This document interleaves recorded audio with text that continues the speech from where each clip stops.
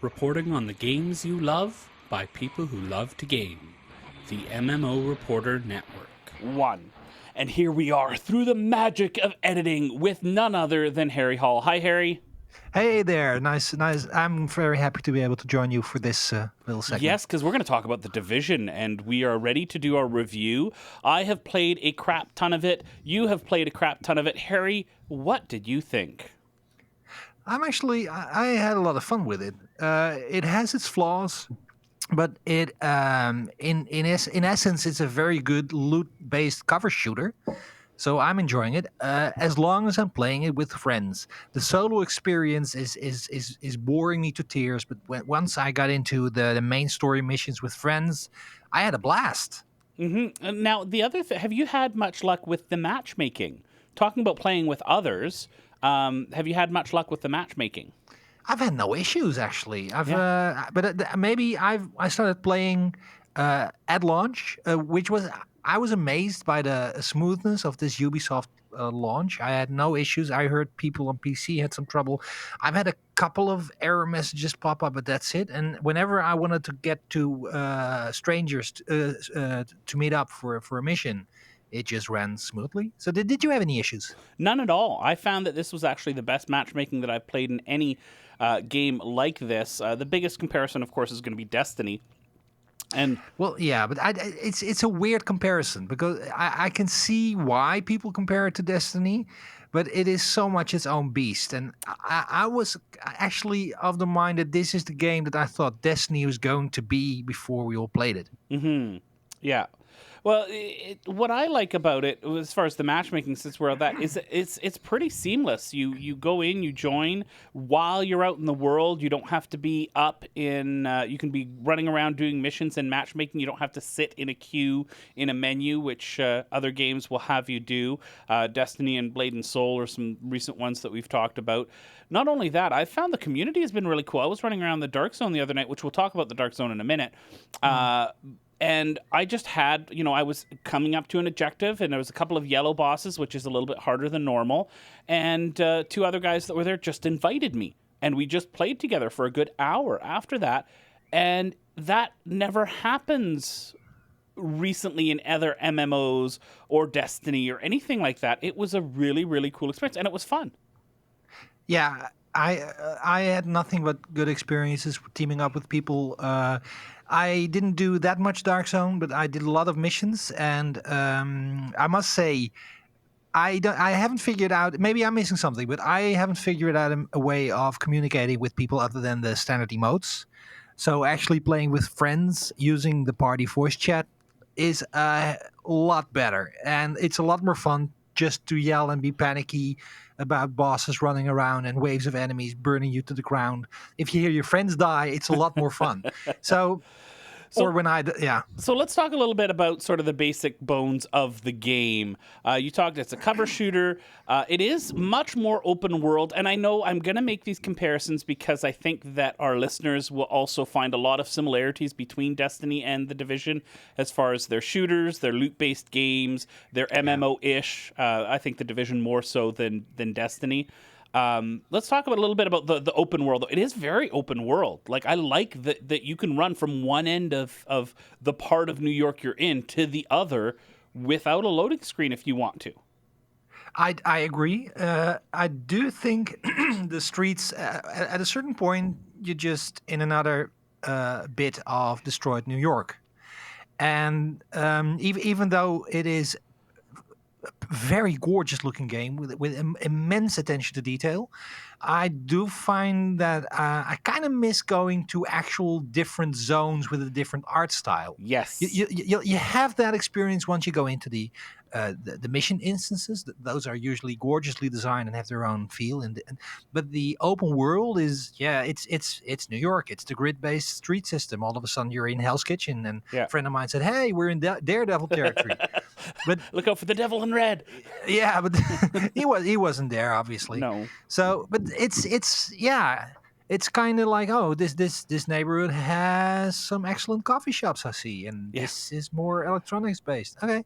It is very similar, and I'm at the point now where I have completed all of the side missions for all of the different the safe houses that you go to. So there's different zones, and each one is a safe house, and they're quite small. This isn't compared to like an MMO zone. You can't compare it to that because they are very small. And there's side missions that you have an overarching quest to do. My favorite area was the one where your helper agent from the Division was the actor. I don't know if you've done that one yet. I don't remember. They're all kind of blurred together because I had to play a lot. This is minor spoilers, but basically the whole time you have Division agents helping you as you do the side missions, right? They talk to you through it and stuff like that. Well, he was always like, "This reminds me of season 2 when I did this." And right. I played an agent on TV, so I'm the perfect person to help you.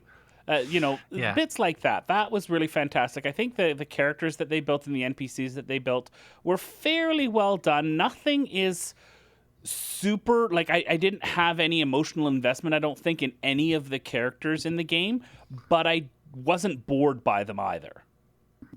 No, I agree. And there was some nice diversity in there as well. One of the main characters that you talk to, she was both a lesbian and divorced, which is a nice bit of modern diversity to put into the story. It wasn't a big deal, which is something that's matter of fact, and I like that. Yeah. If people of different creeds, colors, and things and everything are just there, not to point out that they are part of this bit, but it is just part of this organic world, and lots of characters like that just had a little bit of personality that took them from more than just the guy with the question mark above their heads. Yeah, so I like that. Now, one of the things that I noticed not noticing was actually, and you and I think, are going to notice maybe more than others, was the lack of a really outstanding soundtrack.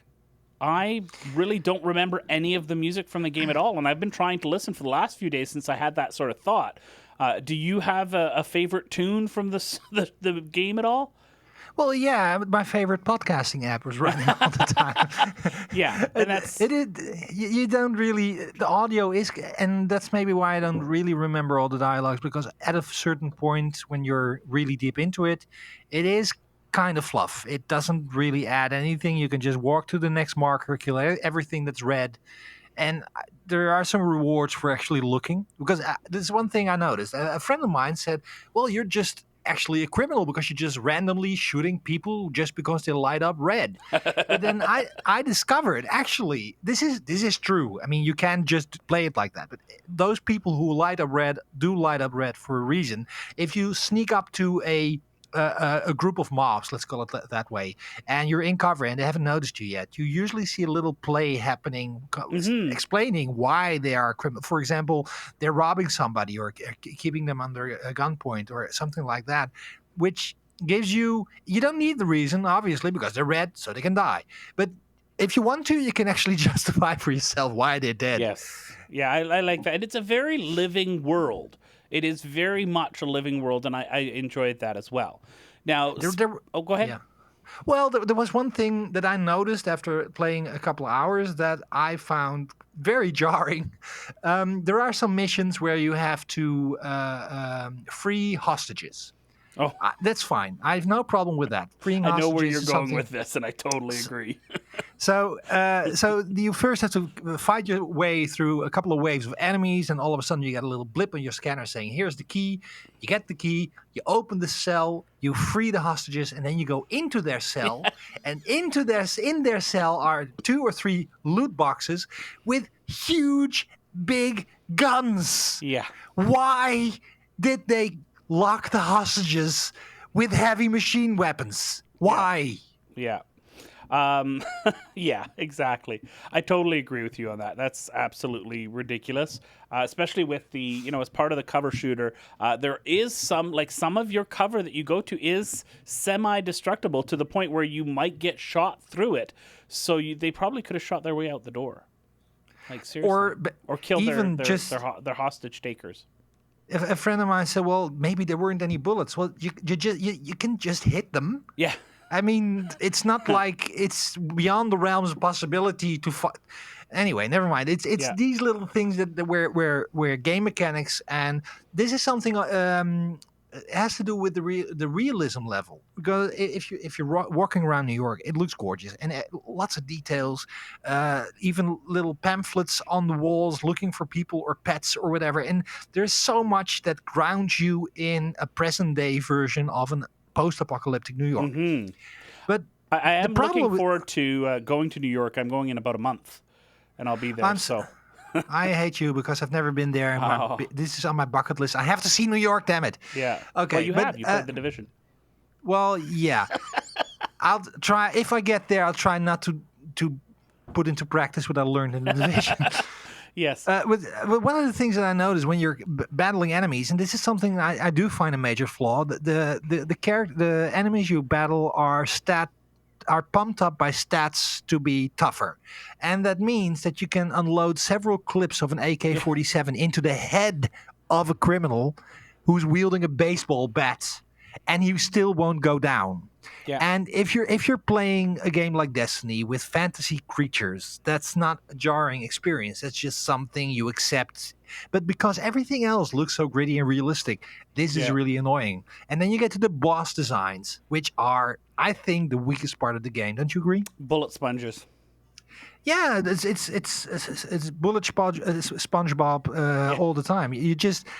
There is nothing really interesting. You just have this slightly bigger guy with a lot of armor plating. There is some design there, but you don't see that design because you're usually behind cover, Right. just looking for the mark that's wandering through 3D space, trying to unload clips on them.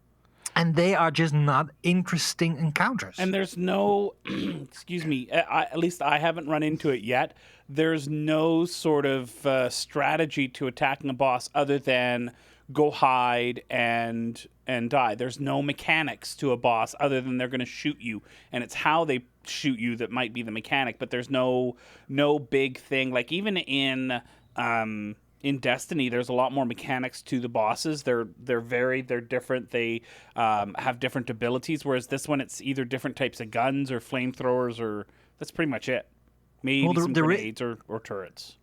There is an aggro mechanic, and Yes. and that's where the playing with friends comes into play. Right. Where if where one guy just puts down the turret and takes aim at the enemy, and other people can flank them, and that makes for a very interesting and tactical feeling because you're going from cover to cover, you're using your special skills, which is only enough to get into the skill system, by the way.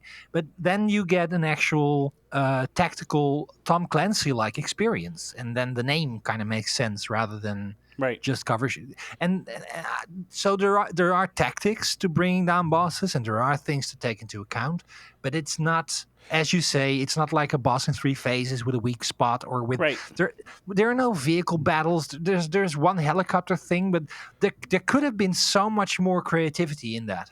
Yeah, and that's the thing is, yes, there's tactics, but the tactics don't change based on the boss. As a group, Exactly. you're going to go in and have the exact same tactics on a boss for this mission as you are for a boss for this other mission. Yeah. And that is not as pleasant as some other games. Let's could move be on better. to character progression, because I think there is some MMO nature in the progression of characters in the Division, and I don't mind it too much. Why don't you start talking about that a little bit? Well, the main progression is in building out your base, and I think that's a very interesting choice they made. So you have this open world, and there is one main. There are several safe houses where you can meet other players, but you have one base of operations that is uniquely your own. It's kind of like the Normandy in Mass Effect. It kind of felt like that, and it's just your location, and with 3 different wings: medical, tech, and security. And those 3 wings have different missions for building it out, for getting resources to expand those wings. And by expanding those wings, you'll unlock new abilities in your tech tree. And that allows you to refine how you want to play the game. Do you want to be a full healer? Do you want to be a tank? Do you want to be a support character? And that is the main progression from level 1 to max level. I like, by the way, that if you unlock abilities and you slot them, you can respec at any time, even during battle. So there is nothing locking you into a choice. You can just go on the fly. And by getting more skills, you can slot 2 of those skills, later 3, in your R1 and R2 buttons, which is very much like Mass Effect, where you have a couple of special skills that you can use on top of the regular gunplay, and that really changes the way you play your game. Now, what did you think of the UI? It was an acquired taste. I do think they did a lot of things very well. I like the way everything was in the middle of the screen. So there is this kind of hologrammatic interface floating around your character. And if you open up your map screen, a hologram is projected all around you. It looks cool and is actually quite functional. I did have to wrestle a little bit with the inventory screens to find out why there was something new. And if you forget to look at a new skill, then you'll keep having one of those markers like there's something new, but you just don't know why or what. So there is something that could be refined, but basically I was kind of okay with it. Now, also the crafting system. There is I'd call it rudimentary crafting system in the game. What did you think of it? Well, the clever thing to do when you get weapons and equipment that you don't need is you grind them to a pulp and you get some basic materials, very basic. You have basically just pieces of fabric from your clothing that have different colors, and different colors can be can yield different types of better loot. But that's basically it, and it's kind of like Diablo. But it's not more than that. It does yield the better equipment, so it's better to do that than sell them and buy new equipment. But it's still not very. I really like the modular design of the weapons. By the way, yes. The fact that you can because once you got a weapon, it's not just done. You can put an iron sight on it, or you can change the magazines, or you can change the handle for more stability. And it's I found it very satisfying to kind of build up your weapon and slotting new stuff into it. Agreed, and it very much like a MMOs that the same weapon will have different stats on it or something like that. I found that it was. You really, there's only a few different types of weapons, and you got to it, and that started to get a little tired, but then I found the ones that I loved, and I was happy. It took me a while to get. I wanted to have sort of a semi-automatic and then a sniper rifle. It took me till level 12 or 13 before I was able to get a sniper rifle to do sort of the range stuff. I was quite surprised that it took that long. Yeah, I had the same thing, but I was quite happy with some of the other rifles. And once I found some of my favorites, I could get along with the weapon choice.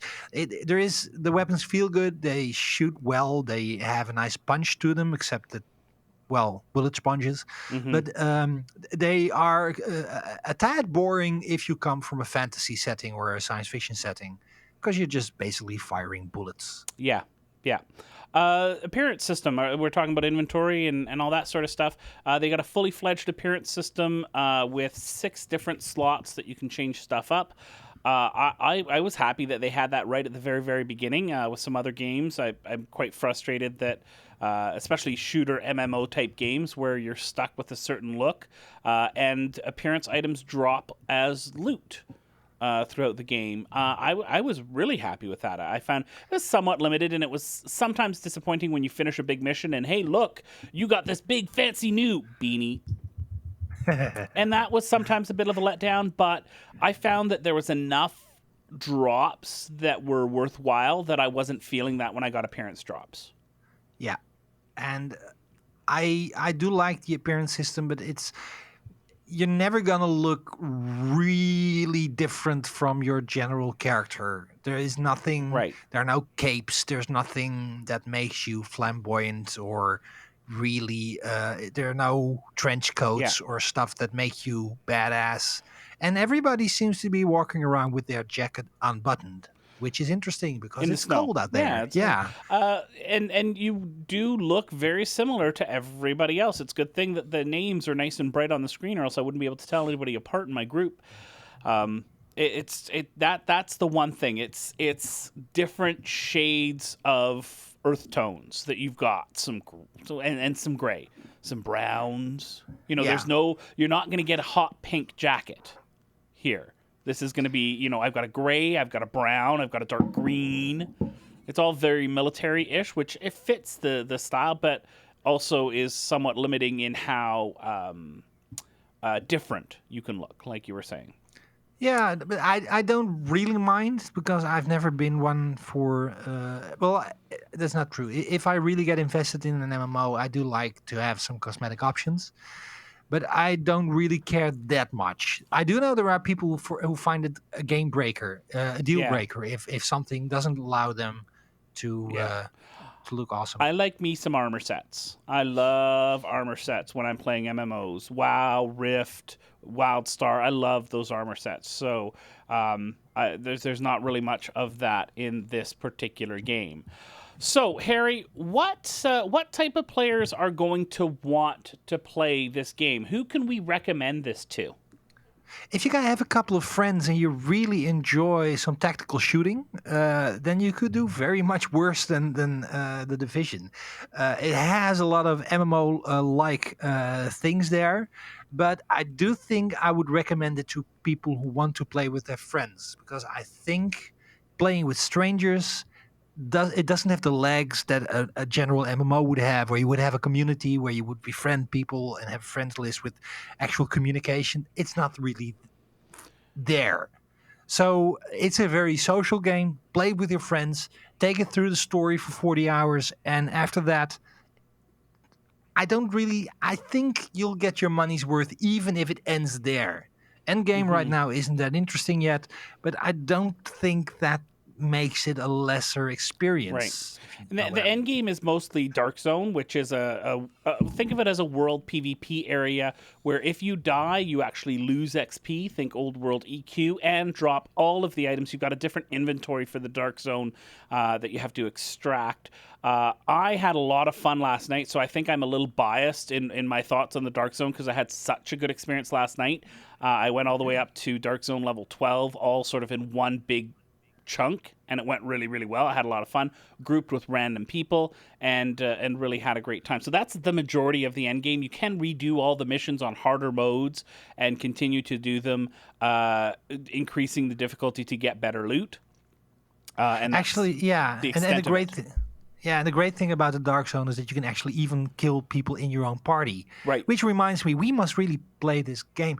But aside from that, not that I would ever shoot anybody that I know. Obviously, that's not my style. But yes, it is. But you totally shoot me. Yeah. In a second, in a heartbeat. The moment you turn around, boom. The last thing I want to mention before we end things here is I've been fairly impressed with the responsiveness of the dev team to the community. They made a big change to the Dark Zone in the currency drops that you had for going into the Dark Zone. It was an absolute bomb, and I think a week later they changed it back, which gives me some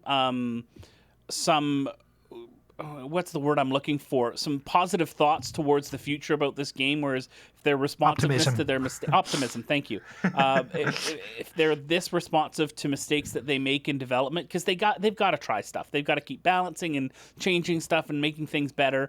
And if they're this responsive, I think this is a good sign for the community as a whole. Yeah, and these are things they can only balance in a live game. Yeah. Because there is no way to anticipate. Yeah. At a certain point, people were actually not going rogue, not killing other players anymore in the Dark Zone, because the punishment was so high. Because you lost a lot of money and you lost a lot of experience points, could go down levels. So people were actually actively avoiding combat with each other, which was not the design they went for, obviously. So they're tweaking and they're changing, and I have good hopes, high hopes that they will keep on doing it. It is an absolutely fantastic and fun feeling to be running around the Dark Zone and constantly having to look over your shoulder to see if there's other players there who are going to kill you as you kill sort of PvE mobs as well. So really fun part of that as well. Thanks for watching the video, everybody. Don't forget to check out all the other podcasts at MMOreporter.com or by clicking on any of the links here. And please check out our Patreon campaign at patreon.com/MMOreporter. Thanks, everyone, and see you in game.